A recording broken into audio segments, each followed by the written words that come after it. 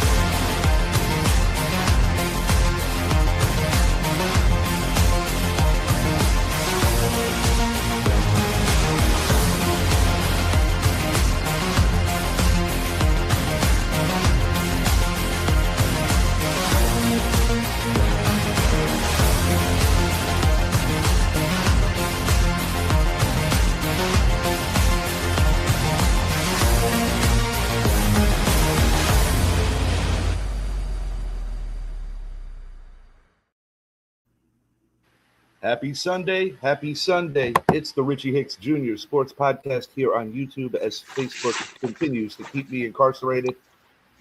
On today's show, it's going to be the first of many in these next couple of weeks, culminating into our favorite time of the year, football season. It's the AFC South Preview. With me today, my man, Mr. Idris Salam, a.k.a. Bosco from the Bronx. Good morning. I want a Sunday kind of love. Let's do it. You know I got to sing before we start. Absolutely. Upstate New York with a differing weather report. My main man, Ryan Shedd, 49er fan. His division will be the last one that we cover, being that the champs come from there. How you doing, Shedd? Tell us about what that sky's looking like out of New York. Yeah, so the weather report up here, it was a monsoon yesterday, but we had the Canadian wildfires. On Thursday, it looked like the apocalypse. Like it was like the sky was all orange and dark gray. Like the max for the weather or like the smog in your area, the max level is 500. It was at 500. Like it was going outside was brutal. Like it was hard to breathe. It was nasty, but the weather's nice today.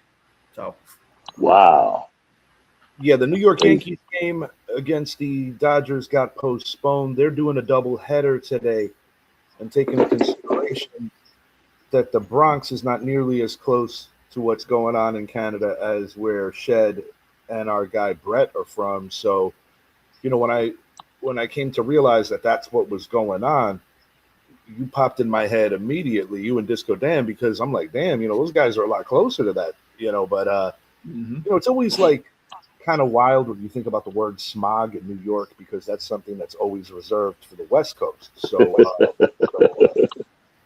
you know, a lot of crazy weather, to say the least. And like I remember Hurricane Sandy. You know, my late aunt Deborah actually lost her home. It was a 2-story house, and water was all the way up to her second floor. She was coming off a knee surgery. You know, she's in the bed with her dog. Yeah, weather could be very unforgiving. That's for sure. Yeah, for sure. Yeah, remember we just came off of Hurricane Helene last year. It almost wiped us off the map, you know. Yeah, the Carolinas got hard hit, no doubt about that. And changing gears here, we're going to talk about the football. Speaking of hard hit, we're going to start off with the last place team. That's the way we do it, from the bottom to the top.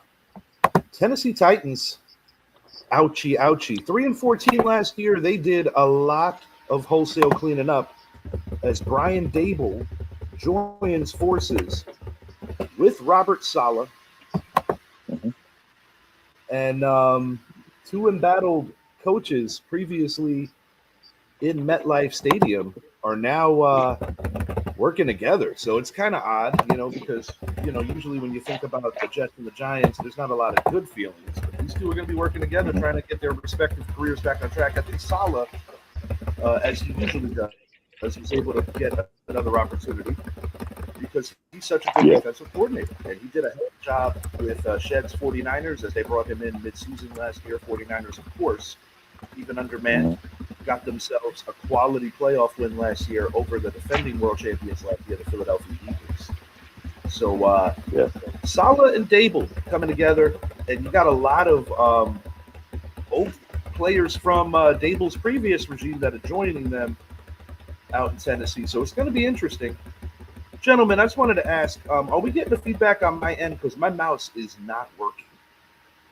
I'm not sure where that's from, but it sounds like a drum beating. I'm not sure. Idris, if I'm going to pull this one up, but as we move along team to team, if you could please just go into the backgrounds and just make sure that you're going with the teams. Just give you a headsy. The one next to the Knicks is the Texans. That'll be last. And of course, and the Colts and the Jaguars are more visible. The Texans one is a little less visible that you would know it's the Texans, but it's the first of the four. Here we go. All right, this is 2026 Tennessee Titans schedule, and I'm going to bring up their key additions in free agency as well. Wan'Dale Robinson, former Giant slot man, got a nice little payday. Inside defensive lineman John Franklin Myers, cornerback Alontae Taylor, cornerback Cordell Flott, another former Giant, tight end Daniel Bellinger, former Giant. The often traveled Mitchell Trubisky backing it up for Cam Ward, linebacker Jake Martin, cornerback Joshua Williams, center Austin Schlottman, another former Giant. They even did a full rearrange on their special teams with long snappers, kickers, and a punter. They're all new. When I think about this team, I think about a team that back when they had King Henry had a really strong identity. And now I kind of view them as a team that has the potential to get back to being a physical, brutal running team.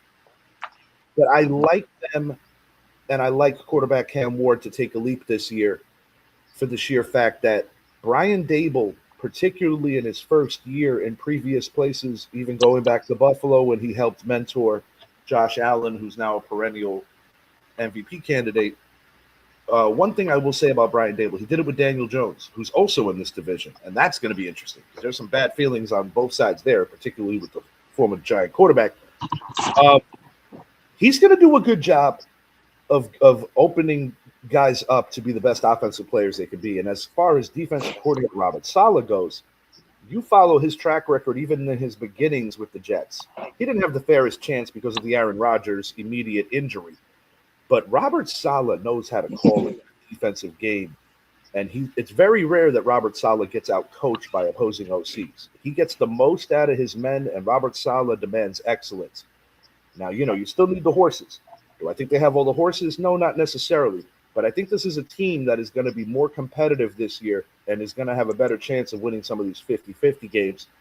And I'm going to go as far as saying that I think Tony Pollard is going to finish in the top 10 in rushing yards in the NFL, assuming that he stays healthy. Yeah, I think with Tennessee and Brian Dable and with Robert Saleh, I think it's a good combination because a lot of times a lot of head coaches don't do well. Well, a lot of coordinators don't do well as head coaches. But when you put them back in their positions, they wind up lighting it up. And I think with Brian Dable, I think he doesn't have that pressure as a head coach now. He can do what he does. And I think with Cam Ward, we've seen a lot of flashes that this guy's going to be good because he's poised, he's calm. He doesn't get rattled up in the head. He doesn't let the media get to him. He's like, look, I got to do this. We got to win. And I think he's going to work with Cam Ward, and I think Ward's going to be fine. As for defense, Robert Saleh, no matter where he goes, Frisco, New York, back to Frisco, his defenses do what his defenses do. And I think now that he doesn't have a target on him, like in New York or even in San Francisco, even though I think in Frisco he got a raw deal, but he doesn't have a target on him like, okay, you better make this happen. He has a young team that he has to build up, and I know they're going to give him some time. So he'll get 3 years. But I think they're going to be much better than they were last year. I just see it in Tony Pollard. I'm not going to say he'd be in the top 10 because he does so much. But I think in all-purpose yards, I could see him in the top 10. Solid take. I like Tennessee to be improved as well, fellas. Bringing in Saleh with the defensive mind coach, and they have Jeffrey Simmons, the All-Pro, there in the middle. They just signed Franklin Myers to add to hit that middle. And I like the Alontae Taylor signing on the back end for their secondary. Out of the 4 teams in this division, I think that they improved the most. Brian Dable's going to probably most likely unlock an extra surge of power for Cam Ward. I mean, he did great with Josh Allen. Josh Allen was a very turnover prone his first few years in the league. Brian Dable came in and turned him into the quarterback he kind of is now. I like Tennessee to improve. They were 3-14 last year. I like them to go 6-11, 7-10. I'll take 7-10. I think they're going to be. That's me too.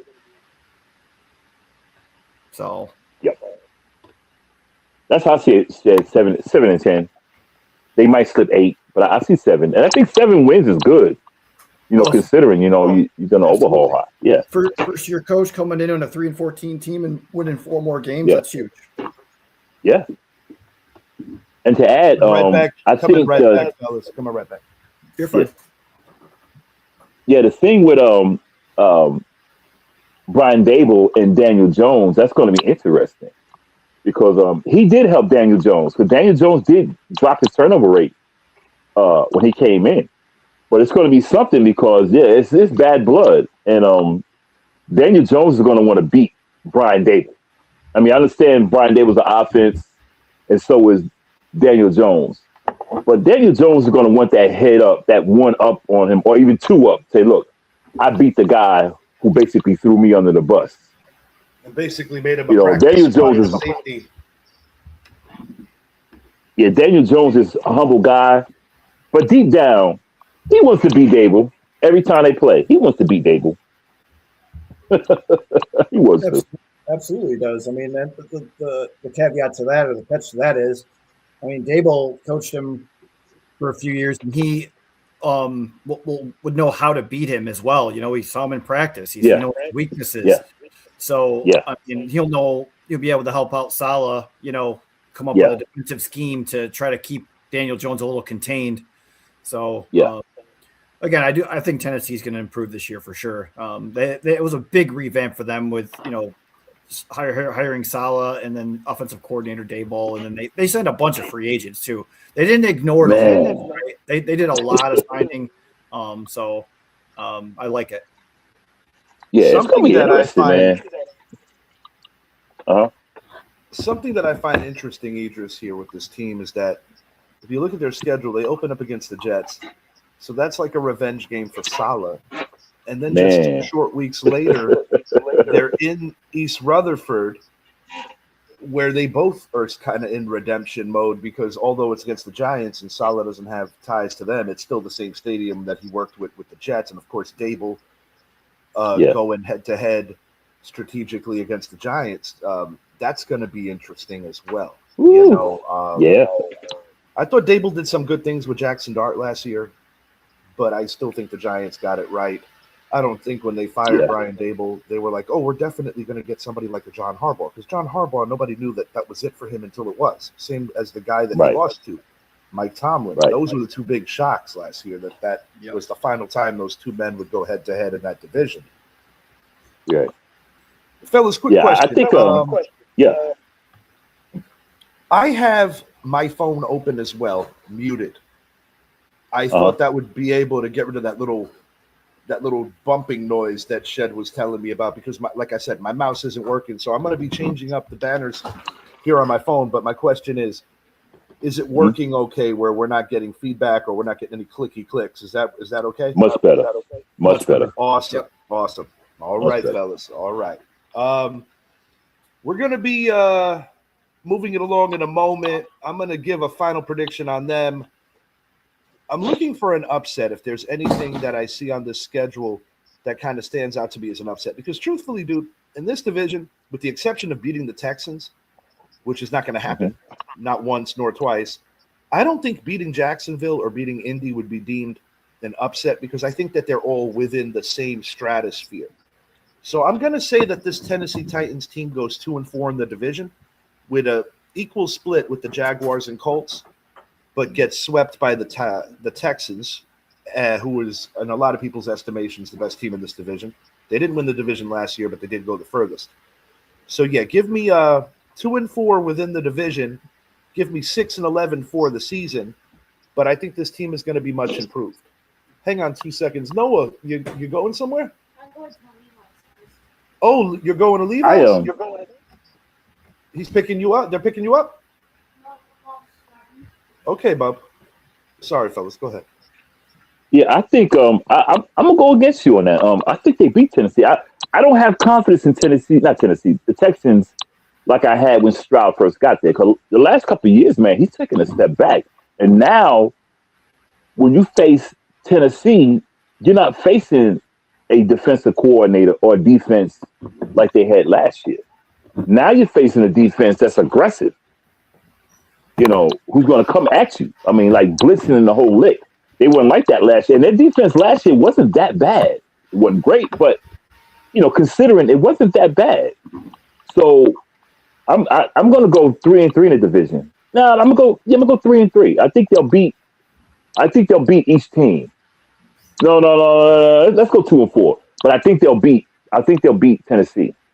I think the one team they might have a hard time with might be Jacksonville. Because Jacksonville is like, you know, they're even on both sides of the ball. And their quarterback is, Trevor Lawrence is, you know, I'm not too keen on Trevor Lawrence still.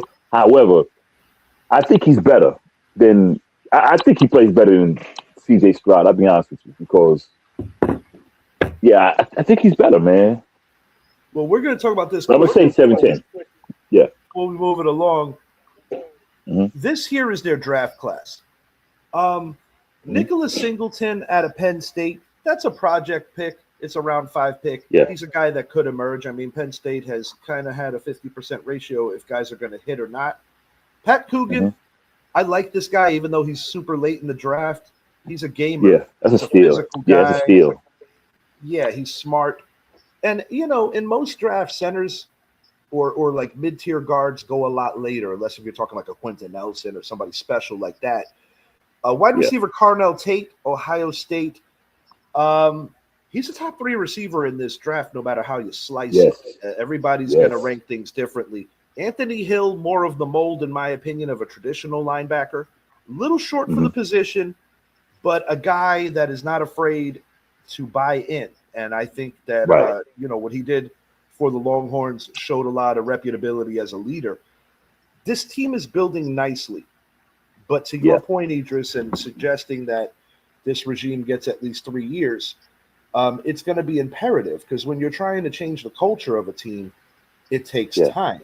And you can't be impatient by any stretch of the imagination. It would be very bad to be impatient because if you are impatient, you're going to cheat yourself out of your future. And we've seen teams that do this often where they're always changing coaches and they never grow. It's like rookie contracts expire, new draft classes come in, and nothing gets accomplished. Right. Idris, do me a small favor. If you can please flip Shed's face with the second Richie icon so that way we can see Shed a little better so the comments don't block out Shed. I don't think where do you want me to put him? Just anywhere other than the bottom. The Richie, the icon. My bad. I didn't mean that. I did not mean that. Hold on a second. Hold on, Shed. It's all good. Oh man, I'm the face of the franchise now, baby. Yeah, do some talking shit while I try to figure this out. No, I think that they drafted well. I think that Carnell Tate was the right pick for them. They really needed to help Cam Ward out. Losing there we go. Chig was a big loss for them at tight end, and he needs another body to throw to. I mean, they still have Kelvin Ridley, which is nice. But making sure that you know Carnell Tate's going to come in from Ohio State and really give them a number one wide receiver option, and I think again that was the right move. That was my way of giving Shed his glory. There he is. Carson I Wentz. did it. There he is. There he is. I tried to give you the shine, Shed, but Richie messed it up, man. It's all right. This is like Charlie Sheen when he was flying the plane. He's like, just keep hitting the buttons. Oh, man. And something will eventually happen. That's what we do here, the Richie Hicks View Sports Podcast. Hit the buttons until something happens. That's it. Flying out Throw the sand in the fan. All right, we got the Indianapolis Colts, 8-9 last year in 2025, third in this division. They missed the playoffs. They got off to such a good start. Daniel Jones definitely was on the path to resurrecting his career. The granddaughter of the late Jim Irsay, very vocal and very much involved in the day-to-day football operations. Jonathan Taylor running the ball hard, reminding people that he could still be that guy. In terms of a big loss, they did lose Michael Pittman to the Steelers. Yes, Steelers. to the Pittsburgh Steelers. And that is a legitimate loss because, he and DK Metcalf are going to be wreaking some havoc together out there. But I personally like this Colts team in terms of their abilities. But is Alec Pierce really ready to step into a number one type role? I'm not convinced. Tyler Warren, the tight end, definitely a beast. Definitely a guy that I have a high opinion of. But I'm not quite sure how I feel about all of it. Now, we're going to look at the schedule here. You're opening against the Baltimore Ravens. Oddly enough, Lamar Jackson's only loss to the NFC East was actually against Daniel Jones way back in 22. This is an unenviable start, if you ask me. You got Baltimore, KC, and Houston to start it off. 0-3 could be a real thing before the first day of October, and that's a little intimidating, if you ask me. I agree, man. I'm a big DJ fan. That's my guy. But the first 3 weeks, I don't even know if he's going to be ready for the first 3 weeks. But it's going to be hard. As for Pierce, I don't know. He played like a one last year, but then again, he had Pittman out there with him. We'll see. I don't know, man. I think he has the potential because he runs great routes. He has very good hands. So he can be, but we have to see. But back to the division, back to in the whole. I mean, you opening up with some giants, man, of the AFC right out the gate. And if you don't have Daniel Jones in there, what do you do? And they say you don't have Pittman anymore. You've got Pierce and you just got JT back there. So they could start out 0-3, man. And dare I say that with Daniel Jones being one of the masters, maybe not on the mastery level of a Kirk Cousins, but definitely in there, of securing big bags for minimal production, the pressure is going to be on, man. Because I'm looking at this schedule, boys. And whether he does or doesn't, he's still quarterback one when he does get in there. And whether somebody else loses 2-3 games, the point to be made is I'm looking at you got the Bengals, much improved defense. The Browns lost Myles Garrett, but they're a young team that still has a good defense. You close in a game against the boys from Duval. You got the Cowboys dead center of the season. You got the Texans only a couple of weeks apart. Daniel Jones has the pressure game going to play the New York Giants. The only thing is it's home. It would be more sauce on it if it was back in the Meadowlands. You got the Eagles. Dude, I'll be honest with you. This is a last place finish. It looks that way, man. I don't like this schedule for them at all. Not to mention that the Minnesota Vikings, I have a very high opinion of what head coach Kevin O'Connell is able to do. And I have a feeling that Kyler Murray is going to be playing his best ball of his career. So I'm over here trying to count wins. I'm trying to count wins. It might be 7, dude. I don't see no 7 here. I'm thinking like no, 4 or 5. No. I said they might get 7. Yeah, might. Is that including the preseason wins? Yeah. They might get 7. I feel, I mean, golly, because, like you said, I think they'll beat Cleveland. Because I don't have no confidence in Cleveland. I don't like Deshaun Watson. I don't have no confidence in Cleveland. But, that's golly, Shador, man. That ain't no Watson. That's Shador. I think Watson's going to win it. I think Watson's going to win the thing. But Cincinnati's going to be much better. That defense is going to be insane. And with Indy, I don't think Daniel Jones will have the same bitterness towards the Giants as he had towards Tennessee because the players love Daniel Jones. They love him. Sorry, guys. And my kid's got this big book bag on and he keeps dropping bags of popcorn. He looks like he's going on like a hike right now. I'm sorry. No, you good. He's not going to have that hatred towards the Giants as he has towards Tennessee. I mean, he'll have some. He'll have a little bit in there, but I don't think he'll have that much as he will have towards Tennessee. I could never hate the Giants if I was Daniel Jones. They made him a very wealthy man for being literally above the Mendoza line. Yeah, literally the Mendoza line. Yeah, out of all 4 teams in this division, I think that they did the least. In fact, I think they got worse. Yeah, they did. And, I mean, losing Pittman was your possession receiver, your true number 1, and you signed Alec Pierce to arguably wide receiver 1 money. I don't think he's a wide receiver 1. I think he's a wide receiver 2. You have Josh Downs in there. That is a speedster in the slot. That's a great, he's not an addition, but he still, does his job well. And Tyler Warren in the middle of the field as the tight end. Right. And their defense is still pretty good, fellas. I mean, they still have DeForest Buckner in the middle.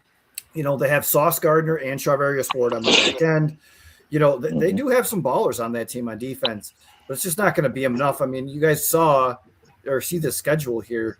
They don't have a big wide receiver to throw the ball to anymore either. So that's going to really hurt Daniel Jones. Jonathan Taylor's going to do Jonathan Taylor stuff, but I think teams are going to play to stop him, not Daniel Jones. Yes. So right. I force Daniel to throw the ball. Yep, especially without a wide receiver 1 out there. I mean, that's going to really change their trajectory. And with the schedule, it's just going to look really rough. I like them to go probably 5-12. Yeah. Yeah, I was waiting for that. I was Daniel saying to myself. The Indiana Jones music plays again. Yeah, well, I mean, he's going to take these guys. No more Holy Grail like he had last year when they were 8-2. Now he's going to take them right into the Temple of Doom and get that heart ripped right out of their chest, man. I'm with you. I'm a DJ man. I am a DJ fan. I love me some DJ. Shed missed I agree, man. He needed to be on those movie promos when they really used to bolster them up in the late 80s, early 90s. Shed's going to come out of nowhere in the world. He's got that voice for that. Yeah, in the world. Yeah, he does. Yeah. He does, actually. I agree, man. And so I love me some DJ, man, but that schedule, losing Pittman, they're going to make him throw. They're going to go, and let's say coming off the ACL, so he'll have a little bit of, a little bit of like, how he had that little bit of fear at first? We don't know. It's going to be rough. We don't know. I view it as rough, a 2-year injury because whenever you're talking lower extremity injuries in the NFL, it's a 2-year thing, especially when you're a mobile quarterback. And let's be real, boys. Right. His arm is not what got him even any kind of allure of being a QB1. It's the combo deal. And to Shed's point, you lose your best wide receiver to free agency. He's a Pittsburgh Steeler now. Daniel Jones is super limited. And if Daniel Jones doesn't have his legs, if you think the Mendoza line was bad before, wait till you see it now. This is a very physical division. I don't envy him that he has to go against that Houston front twice a year. He's got to go against that newly improved Dallas front. He's got to go against the Bengals front that's much improved. He's got to go against the Jaguars twice. Minnesota is like one of the low-key overlooked defenses. They're pretty good. Baltimore always manages to be at least in the top. Titans have a pretty good defense too. The Titans going to have a pretty good defense. The Titans aren't a bad defense. The Steelers have a high-priced defense. If they perform, we'll see. And not to mention that you play Steve Spagnuolo in week 2. Yeah. Golly, bro. Right. Yeah. The defensive man of defense. I'm gonna be so much worse on them than I thought I was gonna be coming in. Give me 4-13. I'm sorry, Colts fans. I think this is gonna be a year to forget. I'm gonna go 6-11. I think they'll sneak a couple of in because you got those hiccups. You got those end of season teams that are already in the playoffs and they sit players down. So I'm gonna give them 6-11. On a But bright it's going to be side, hard. Mhm. on a bright side, I actually really like their draft. I want to hit on these players before we move it along. First of all, they don't have a first round pick, but I think they did good in terms of round 2. CJ Allen, in my genuine opinion, is no worse than the third best linebacker in this entire draft. Round 3, AJ Halsey. Who does he remind me of? To be frank, a little bit of Xavier McKinney. Jalen I was Farmer going out to of say Kentucky, that. good player. Bryce Bochere, he's the kind of guy that could drop in coverage. He's very coachable. George Gums out of Florida, a little bit of a reach. Same could be said for Caden Curry out of Ohio State. They're trying to see if they can get schematic guys that are going to get after the quarterback. Seth McGowan, Kentucky, practice squad. Deion Burks, out of the league 3 years. Yeah.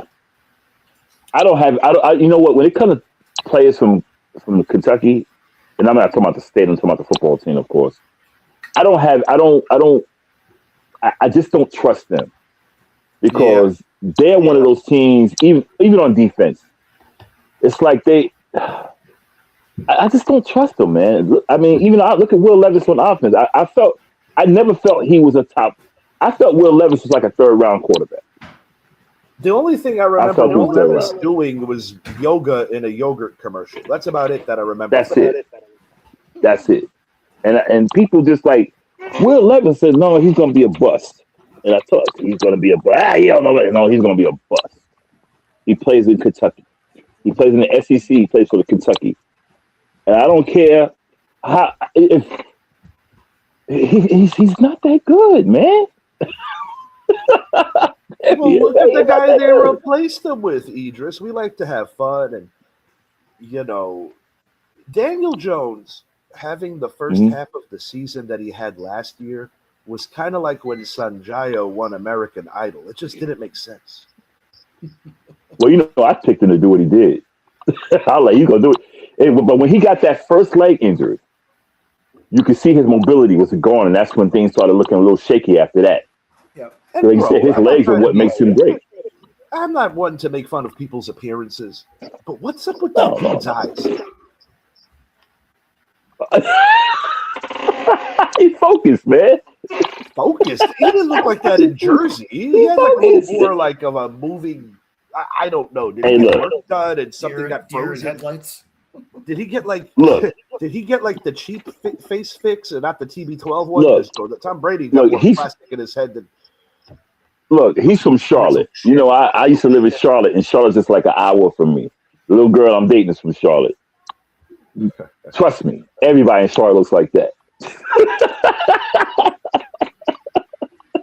Everybody, black and white, everyone from Charlotte looks like that. So, please forgive that man. He don't mean it.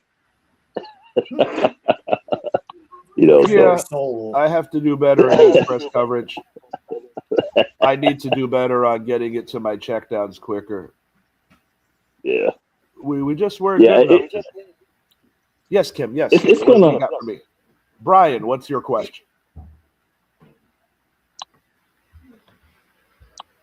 Oh, Daniel Jones. God bless you. You're good at making money. I'll give you that. And like I said, smart people go to Duke, but not football players.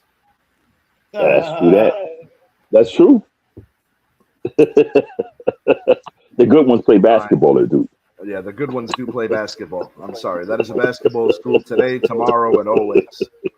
Always. You can make an argument that like a team like a school like the Cuse, where they were forever known for their basketball program because of Jim Boeheim, but they had different spurts and different eras of history where it was also a football program because obviously the incomparable late, great Jim Brown came out of there. And more recently, that football program is ascending again whereas the basketball program has gone down a couple of pegs. But it's like anything else. When you lose a legend, McPherson had that naturally is going to happen. McPherson had that football team good. I Yes, think good. we're getting away from it. But yeah, they're coming back. In basketball, I don't mean to change the subject, but I think Houston's going to make a comeback. I like McNamara being hired. Right. But we'll talk basketball when it comes, though. All right, we're going to move it along to the Houston Texans. One thing that I got to say and voice out some frustration on. This is obviously our first division preview, and we go with the South because we feel that it's a less traffic kind of demand division, and it's kind of like a warm-up show. I mean, it is July after all. But one thing that I get frustrated with when I put these shows together is NFL or schedule, artistry people. Can you just put a couple of players in the middle and just put all the games around them and make this like a lot more aesthetically pleasing and just easier? You got so many images on the internet. It's like you got AI. Just be like AI. Hook this up, man. You'll laugh at this. I was so sleep deprived yesterday when I was doing this show. I was in the group telling y'all later once I bed. I thought I had everything figured out with the aesthetics, only to find out that every schedule that I had put and secured was from the previous season. Hey, nobody would have noticed that. Which ones they won. Yeah, right. Yeah, that Richie's really sharp, man. It's that Modelo you drink, man. Yeah, big facts. Coffee today, boys. Butello today. All right. Houston Texans, they were a wild card last year, but they went the furthest. They had that Aaron Rodgers face of fear, face of true terror, like if he went through the Temple of Doom with Danny Dimes. This is a team that at different junctures of the season really exhibited just phenomenal defense. They're well coached. They're an extension of their head coach, and I feel that DeMeco Ryans is one of the more underrated head coaches in the NFL. CJ Stroud, big question mark. It seems like him and Bryce Young, the two draft mates, kind of flipped bodies last year where Bryce Young was starting to progress and CJ Stroud was starting to regress. We saw the worst of Stroud in that New England game where it seemed like anybody that was wearing a New England jersey was entitled to a football. You get a football, and you get a football. Yeah, you get a football. Right. I do like the David Montgomery pickup. I will say that. Yes. David Montgomery, I think getting back to full-time action is going to be a nice little fantasy producer and a guy that could help pace this offense. Here goes some of the key additions.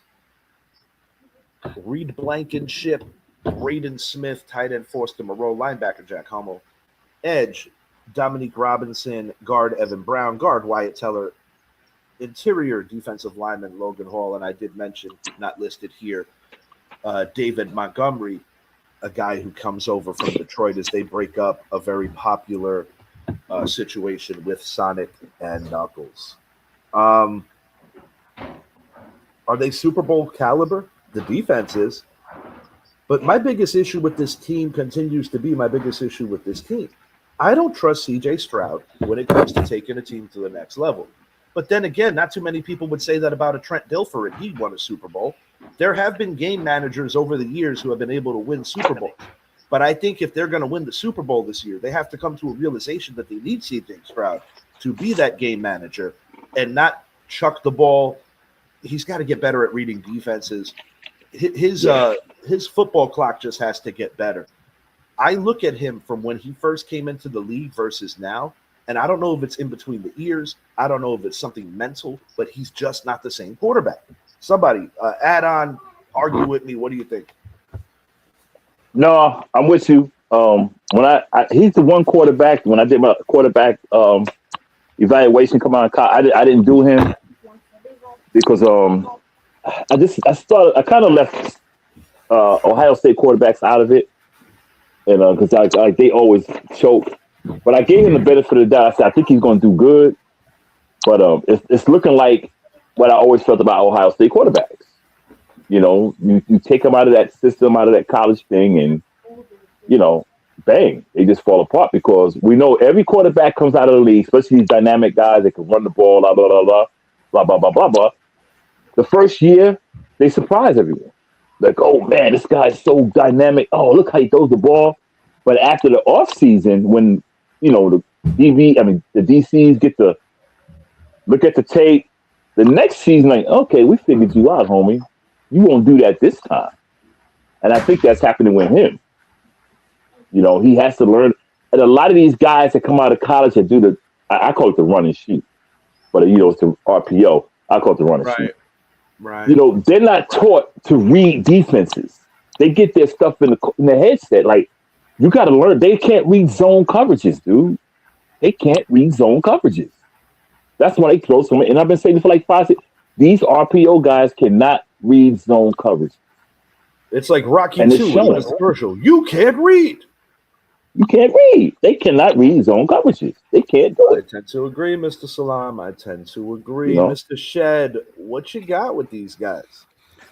The Houston Texans will go as far as C.J. Stroud will take them. That defense is elite. They still have Daniel Hunter, Will Anderson Jr., Derek Stingley on the back end. I mean, they have a roster defensively built for a championship team. The offense, David Montgomery isn't just there for a veteran presence. I mean, he's going to help Woody Marks with those blitz pickups that C.J. Stroud had a problem with protection last year. I like that take, Shed. That's looking at football with a third eye. I like that take, Shed. Well, I think that they're going to not necessarily be a run-first offense, but they're going to be more balanced than they were last year because they didn't really have much with Woody Marks, and now they got David Montgomery in there with a veteran presence and being able to help out, with his hands as well. They still have a number one wide receiver in Nico Collins. Tank Dell should be back and healthy this year. I do like them to win the division. I like them to go 12-5. I mean, for all the reasons I listed. I mean, they could go as far as C.J. Stroud could take them, but unfortunately, he had 6 turnovers in that Patriots game, 4 picks, 2 fumbles. Unbelievable. I mean, it was unbelievable. They were the better team, but obviously C.J. Stroud was a problem. And, part of it is the offensive line. But, like I said, I think David Montgomery is going to help out with that as well, like blitz pickups and things of that nature, and be able to be a little cushion for him. If in case, when they do blitz him, he's got good hands and, help him to dump the ball quickly type of thing. So, yep, I'll take him to go 12-5 and win the division. Bang, bang, Niner game. I want to hit on these draft picks. Kalen Rutledge out of UGA. He's top line. He's interior. He's going to make a mark in this league. Caden McDonald, how could anybody let that guy fall to round 2 is beyond me. The best run stopper by far in this draft. Insane. Tight end Merlin Klein, Michigan. That guy's going to develop into a security blanket for Stroud. I like their second guard. They go to Oklahoma.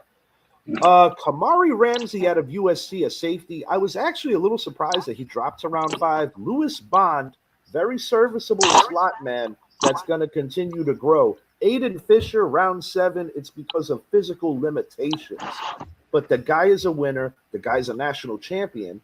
And the guy knows what it takes to be a leader on and off the field. He's a high character draft pick. And don't be surprised if that dude all the way back in round 7 makes a big jump and has a nice little NFL career because he's used to being an underdog and working for everything he gets. He's gonna be around for a while. I mean, it's not good. I'm not gonna say it's good to be drafted so low, but on the flip, it is because you have these people have low expectations of him. So, yeah, for sure. Yeah, he's always shown I can do this, and being drafted so low, he has nothing to lose but everything to gain. By the time he makes the roster, do his thing, his next contract thing, he'll be looking for some good money. I mean, look at Brock Purdy, last player drafted. But hey, he got in there. It takes to me the man who said that he was going to do it. I'm going to go ahead, hallelujah. I'm going to say that to me, but he did it. He showed it. Ryan Suckup, the last player drafted kicker. This guy. He might be in the Hall of Fame, but they don't like to put kickers in there. But I'm just saying, if they like to put kickers in there, he would get in there. Last player draft. So I say Do your thing, young man. The world is yours. My final prediction for this team, I'm going 12-5, same record as Shed, but depending on who they draw in round one will say a lot about how far they go. And yeah, Shed's correct on his assessment of what it's going to require. It really does come down to how far can CJ Stroud take these guys. And based on a recent sample size and a decent sample size, I don't think that far at all. I'm gonna go 11-6. Okay. Quarterback-driven league, and I get it. They have a championship caliber defense, but defenses get tired. Defenses get tired. Yeah. Defenses get tired of having to always shoulder the load. And we saw that in the Super Bowl. Yes, we did. Yes, we did. Yeah. Yes, we did. That Seahawks Because defense. Seattle, because Seattle and they played a good thing, but that Patriot defense just wore down.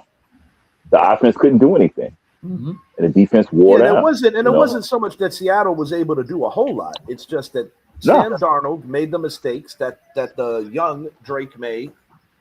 He didn't make the mistakes that young Drake May ultimately made. Darnold wasn't able to have the kind of game he wanted, but he was able to win the game, and that's the only thing that matters in a game like that. But shouts out to both. He didn't make the big mistakes.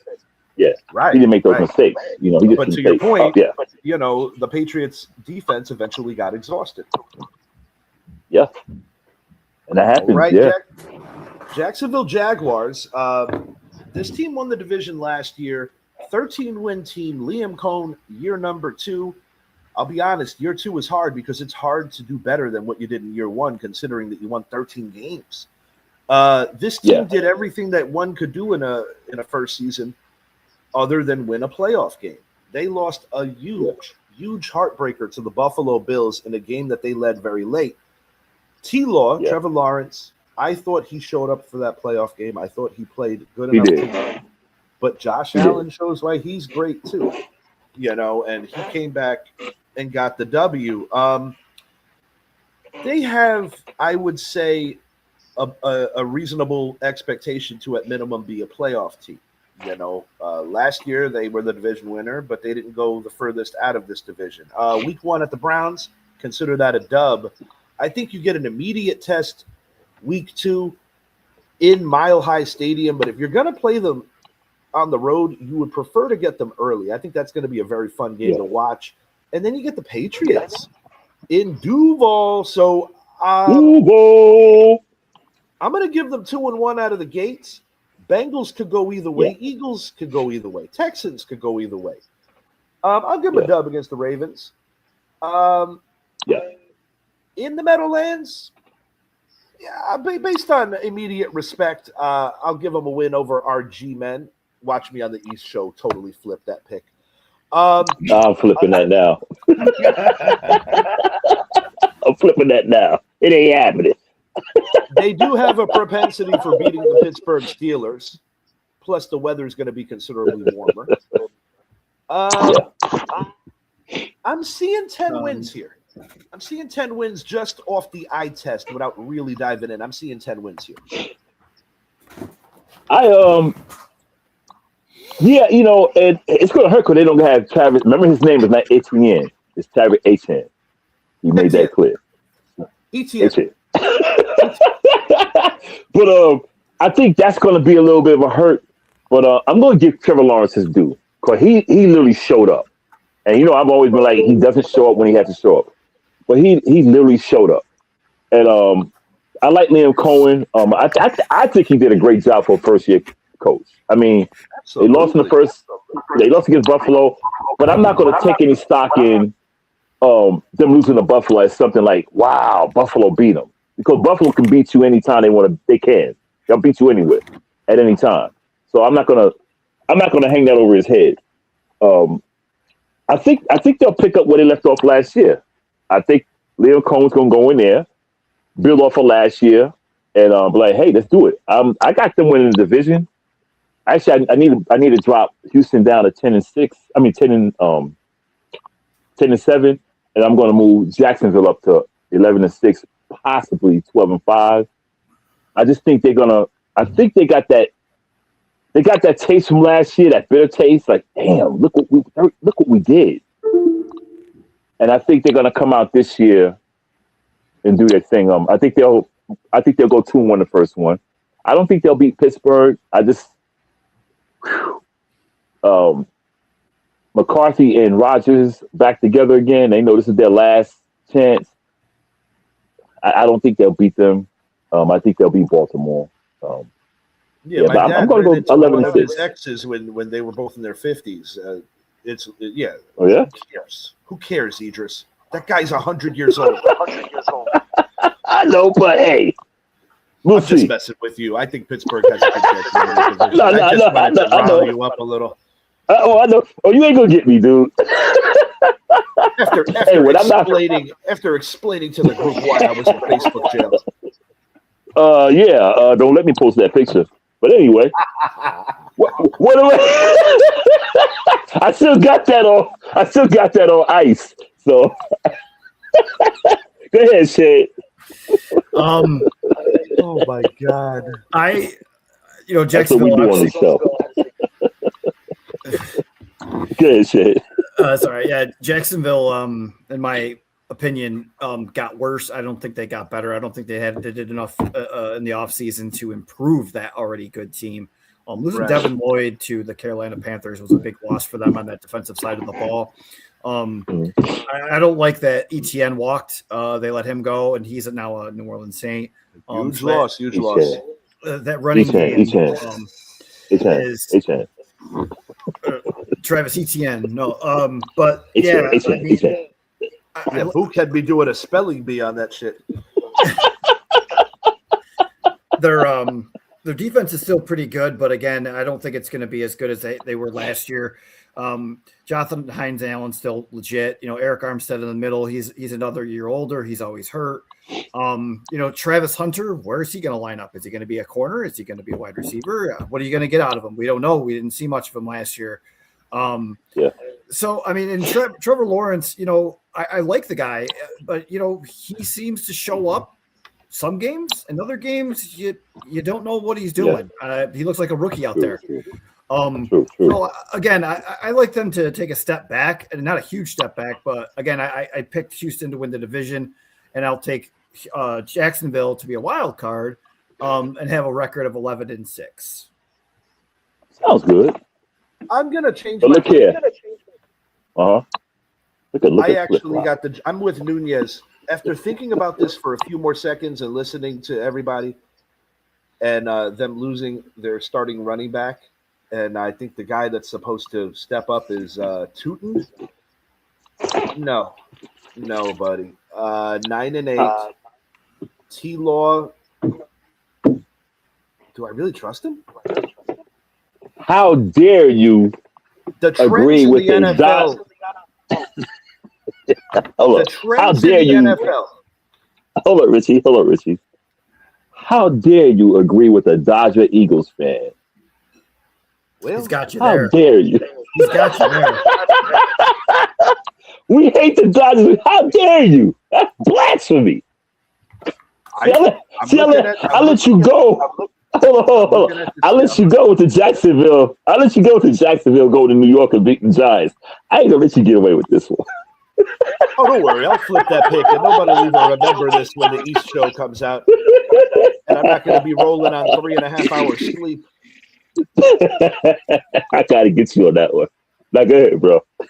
No. We got comedy, y'all. You lose your running back in one of the more physical divisions in the NFL. That's a big deal. And it is. It really is. I don't know how they're better without him. Etienne. Then without him. I'm sorry. I just don't see it. And Brian Thomas Jr., where's he going? 9-8. They're going to miss the playoffs because in the AFC, most years you need at least 10 wins to get in the playoffs, and 9 is not 10. 9-8, missed the playoffs. Only reason I didn't jump them that far down, I did say they would regress, but is that Liam Cohn is a very good coach. I just don't. I do like him. I'll say that. I just don't see them, taking that far of a drop off. But stranger things do happen, but that's one of the reasons I didn't have them dropping way down to like 9-8, for example. Yeah, he's a good young coach. I really like him, man. I mean, it's a lot of coaches out there who have ego, but I really like that guy, man. He's humble. He's just, and you remember when the black woman, the reporter, gave him the praise? I looked at his face, and it looked like he wanted to cry. Like I really like this guy. I want him to succeed. The man's all the way invested, and I think that was a beautiful moment that we don't get too often with the media and with the personnel in the NFL. That was something that was really refreshing, actually quite wholesome. But I like him, dude. I really like him. I like him as a coach. Personality, the whole thing, man. He's a good guy. No, he is a good guy. I tend to agree. But the son of Furio and Carmela Soprano, unfortunately, does not make the playoffs.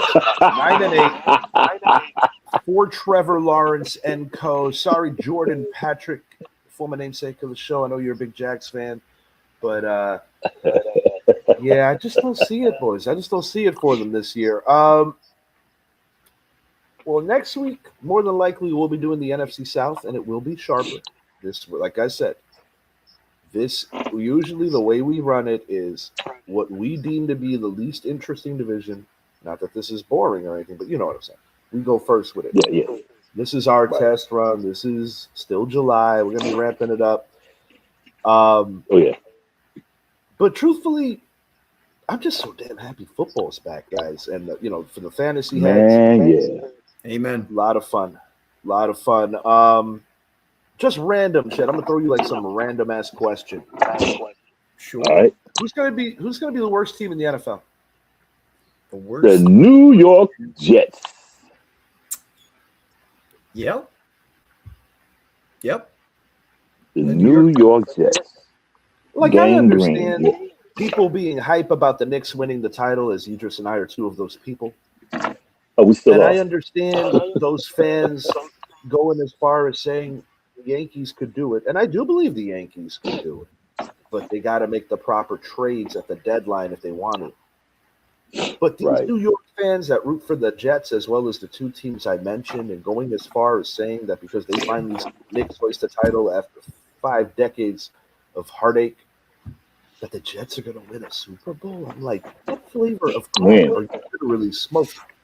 I actually changed my opinion. I'm going to go with the Arizona Cardinals. They don't really have a solid quarterback. Jacoby Brissett's there, but still, I mean, they don't have a lot around them either. Marvin Harrison Jr. hasn't shown up. Trey McBride's still probably a top 3 tight end in the league. They just got Love, but he's still going to have to battle with what's his face there. James Conner is still there. James Conner. Yes, James Conner. And that defense, name me somebody other than Budda Baker on that defense. Budda Baker. Baker / Budda. Yeah. And they're also playing in the division where they're probably going to go 0-6. You know, I mean, is Rod Tidwell still part of what they're doing over there? Jerry Maguire famous. I don't know. Guys, I love Cuba Gooding Jr., but why the hell did they let that man play OJ? I don't know, dude. I'm sorry. I don't know, man. I thought that our guy from Friends there, David Schwimmer, did a hell of a job. He did a hell of a job. Yeah, but Cuba Gooding is in no world that man looked like O.J. Simpson. He looked like somebody that O.J. Simpson would run over at the 50. Right. Yeah. They could have found somebody else, man. I love Cuba Gooding Jr. I reemphasize that. Yeah. I really do. But they picked the wrong guy. They picked the wrong guy. Nah, they picked the wrong guy. I actually thought it was a good series. And the woman who played Marsha Clark and the dude that played Chris Darden looked identical to that. Now they nailed that. They nailed that. But when I see him in the back of the Bronco, when I see him in the back of the Bronco, like doing his I'm like, we don't believe you. Yeah, we don't believe you, bro. we don't even. Yeah, we believe OJ did it, but we don't believe that you played OJ. And look, and let me say this to everybody, and I'm not just saying that. I'm not saying that in jest. OJ did that shit. Okay, I'm a black man. OJ did that shit. Get mad at me. He did that shit. Get mad at me. I don't care. He did that shit. I'll tell you, it's something that forever eludes me though, because like I always revisit this case because it was such a polarizing case. I don't know why we're talking about this, but here we are. I do want to ask you this. This is an interesting one. You know how the Buffalo Bills are opening up their new stadium, right? Mm-hmm. Yeah. This is kind of an interesting one. Well, first of all, when the Bills opened up their former stadium, the New York Knickerbockers won the NBA title that year. And then they open up this one and then they win the title again. What are the chances of that? But that's an interesting fact. But, that might be why a lot of Buffalo Bills fans hate us. Yeah, that's true. They don't do a lot of winning there, at least at the final moments. Great fans, though, I think. Great fans, though. Any fans that could do like WWE moves, like through tables in the blistering of winter, I'm like, they're okay with me. But this is my thing. Don't go watch a Bills game there, though. They're jerks. That's what I got a couple of Bills fans. They told me that themselves. That they're jerks, man. The Hall of Fame that they're opening in Western New York for the Bills, that's part of their new facility. There was a big back and forth about whether or not O.J. Simpson should be included in this Hall of Fame. And it's such a complicated one because, obviously we know everything about him post-career.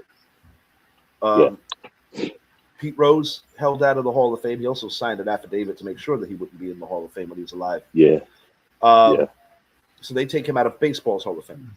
It's a weird one because the way I look at it, man, is like while I don't condone anything post-career, my thing with OJ is like there's literally he's the most like the Buffalo Bills are not an entity or even taken serious were it not for what he did as their first legitimate superstar. It's true. It's like it's a weird one to me. Well, because, go ahead. Okay, so you guys said. I was just gonna say, can you write the history of the Buffalo Bills without O.J. Simpson in the story? Nope. Then he needs to be there. Period. That's what I'm saying. And see, that's my thing on it.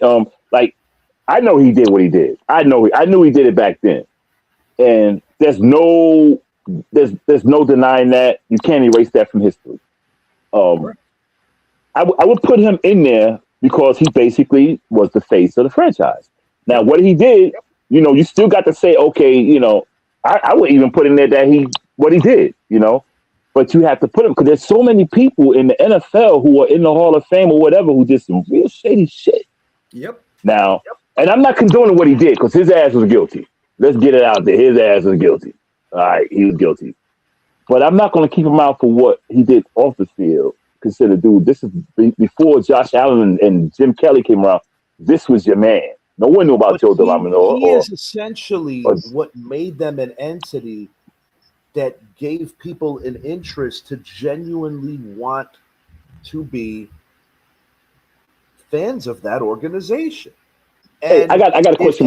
I got a question for both you guys about that. If you can't take him out of the Pro Football Hall of Fame, like they do in wrestling, even though wrestling doesn't have a building for the Hall of Fame, that's a whole other conversation. It's like an imaginary place to talk about. It's in the cloud. Yeah. They need one though. Yeah, they should have one. You would think with all the money that McMahon had, or not TKO, they should figure that shit out. But the point I'm making is if you can't throw him out of the Pro Football Hall of Fame, he has to be in the Bills Hall of Fame. Regardless. I got a question for y'all. Situations. I got a question for you. This will prove my point. Don't Google. Now I'm the OG on here. Don't Google. Other than O.J. Simpson, I need you to name who was his court. Don't Google. I'm gonna prove my point. Not calling you guys out is to prove my point to other people. Without, let's say O.J.'s team. Take him off the team. Name the quarterback. Name two linemen, or name two receivers, or 2 DBs or 2 defensive linemen or 2 linebackers on that team? I can't. Ferguson was the quarterback. That's all I got. Joe Ferguson. You had Devlin, you had Joe DeLamalure on the offensive line. But if you Joe ask most DeLamalure? people, yeah, Joe DeLamalure. Why do I feel like that guy could have dug a few holes for OJ? Anyway, continue. Actually, he was kind of wild though. But that's my point. A lot of people can't name Joe Ferguson or Devlin, because Devlin actually played back when they had the college football team versus the NFL. Back then, he was on the NFL team. They used to run the college football players off the field. That's why he stopped it. They used to beat the hell out of them. So a lot of people can't name those. So if you can't name 2 other people, and I'm talking about Bills fans and football fans worldwide, if you can't name 2 more people on that team other than OJ or perhaps Joe Ferguson, then that means OJ needs to be in there. Fair point. If you can't name anyone who blocked for him. Fair point. Yeah. Yeah. And I'm not boosting him, because whatever. Because I like OJ later on because he became more of a comic character. But what he did was wrong. He did it. He did that. But I'm talking sports primarily. That's it. I'm talking sports. He's an ass off the field. He was an asshole to black people. Then when black people embraced him, he did what he did. Black people embraced him. Then white people hated him. Then everybody started hating him. So he was an ass. But he was the first 2,000-yard rusher in a 14-game season. Yeah, he was in his prime. You got to put him in there. Yeah, putting him in the Bills Hall of Fame is as simple as what he did for the franchise as a player. Has nothing to do with what he did off the field. I mean, and if you have to put down, that's how we judge down. people for the Hall of Fame, then there'd be a hell of a lot less people around in Hall of Fames if Right. that was the case. And if you feel the need to put down what disgraced him, so be it. Everyone knows, but learn it. Teach them the history about the guy, but put him in there. Agreed. Like I think Pete Rose should be in there. Well, the thing with Rose was that he literally signed. Yeah, But he signed that thing. Sure Yeah, that that's he what could hurt never him. be in there. Yeah, that's the thing.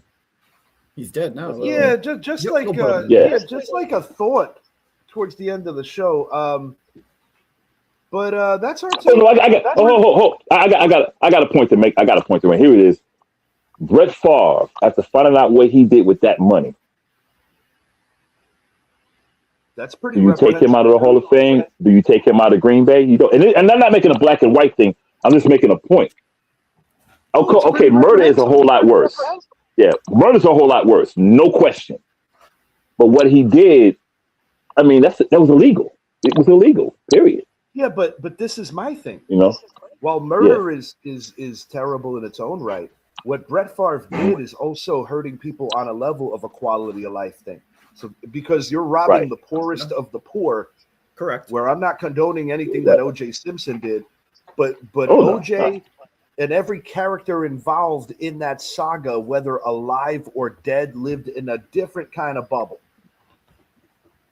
Lived in a different kind of socioeconomic bubble. Yeah. Yep. Now I'm gonna get help from black people, but you know me, I'm like, I don't care. I don't play that race nonsense. If you're a piece of shit, you're a piece of shit. Period. That's the way I look at it. Yeah. So just to recap real quick. So you guys we all had Houston win the division, correct? now I got Jacksonville. Oh, you have Jacksonville. Okay. Yeah. I think it'll be close though. I got Jacksonville. We all have. I just don't trust CJ Stroud, man. That defense is so elite, though, Idris, and I like D'Amico Ryan, and I think they have a lot more weapons than Jacksonville has. I just don't trust Stroud. I just don't trust Stroud, man. I just don't trust him. That's fair. I mean, he gives you every reason to not trust him. How's that? Yeah. I just. It wouldn't surprise me if Houston won a division. I'm not counting them out. I'm picking Jacksonville, but of course, smart money would be on Houston, which is no doubt. Yeah, no question. I'm not gonna argue that point because My apologies, fellas. I heard everything both of y'all said. I just was helping Jen out with some heavy bags. Daisy was agreeing with us, man. It's all good. I heard We Daisy. heard her. I heard her barking. Daisy's the kind of dog Yeah. to know that you're behind the door, but if she can't literally look at you, she's gonna bark like if you're leaving forever. She said Jacksonville. I can translate dog, man. Trust me. I am the king dog. You know, man, I want to be wrong about Indy because I really liked the energy that they were bringing last year.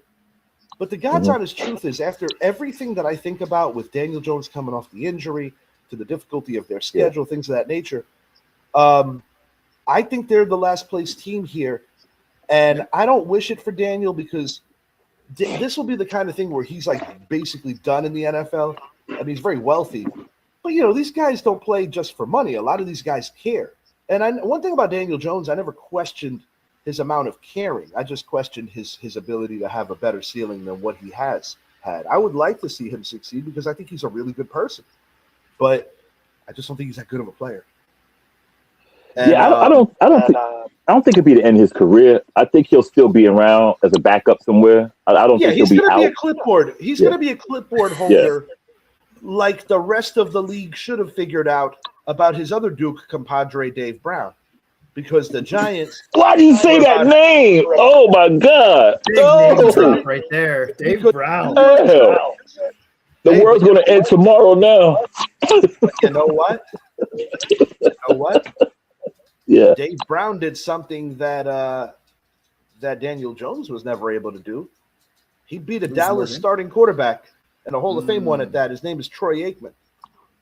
Yeah, he did. Dave Brown, his best year was his first year. 9-7. Yeah. Yeah. Beat the Cowboys once. That was the weirdest season of any team I ever saw. The New York Giants that year started 0-3. Yep. Then they rip off 6 straight rather. Hold on. Mm-hmm. What was it? 0-4. It was like 6 straight. Yeah. Hold on. I think it was 6 straight. Hold on a second. Hold on. 0-4. Yeah. Basically, the point is they only had 1 winning streak and 2 losing streaks the whole year. It was like the weirdest year. It was like all losses, all wins. It was the strangest set of a season. The epitome of up and down. I remember now. Sorry, fellas. I remember how it played out now. My bad. They won 3. They lost 7. They won 6. That's what it was. 3-7-6. Right. The weirdest season I've ever seen in my life. And it required a Green Bay defeat in Tampa for them to qualify for the playoffs. That Sterling Sharp game. But Green Bay ultimately won that game. And unfortunately, it was the last time Sterling Sharp was ever on a football field. And last time that that Dave Brown. And my I hate that God, name. poor Phil Simms has to driving to the facility in his vehicle to find out that he gets released in the NFL's 75th anniversary season on his way to the facility on WFAN. And then Dan Reeves, a guy that Phil Simms beat in the Super Bowl in the finest 3 hours of Phil Simms' life, then Reeves has to reluctantly tell him that he got released. Like if Reeves really had a rapport with him at that point. You talk about rocking a hard place.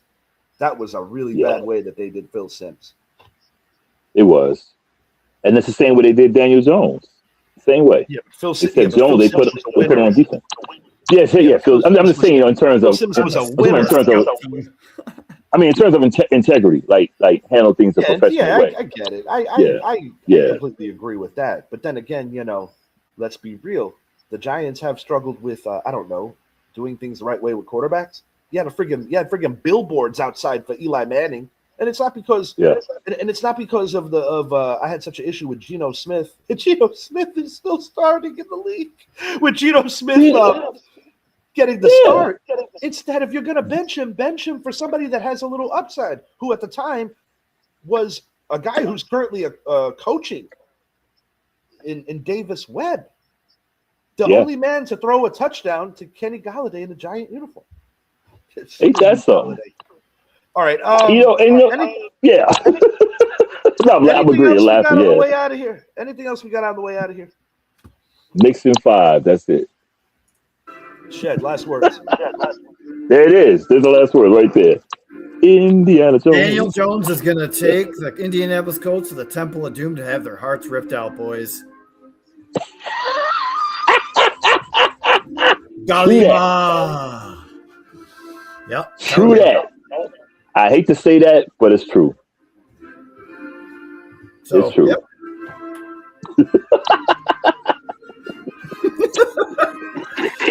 It's our sign-off music. Yeah, this is the Richie H. Sports Pod. This is what we do. This is what we do. This is what we do. And we're not drunk, ladies and gentlemen, and we are not high. We are just crazy. That's it. Yeah. Yes. I agree. We're not drunk or high. We're just crazy. We're just some OGs who are just crazy. This is what happens when you get over 40, ladies and gentlemen. So prepare yourself. This is hilarious, man. Yeah, I said it right.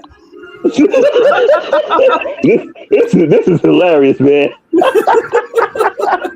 It reminds me of Machine Gun Kelly and Pete Davidson in the garage smoking stoves. Just like, yeah, we got no one else to talk about.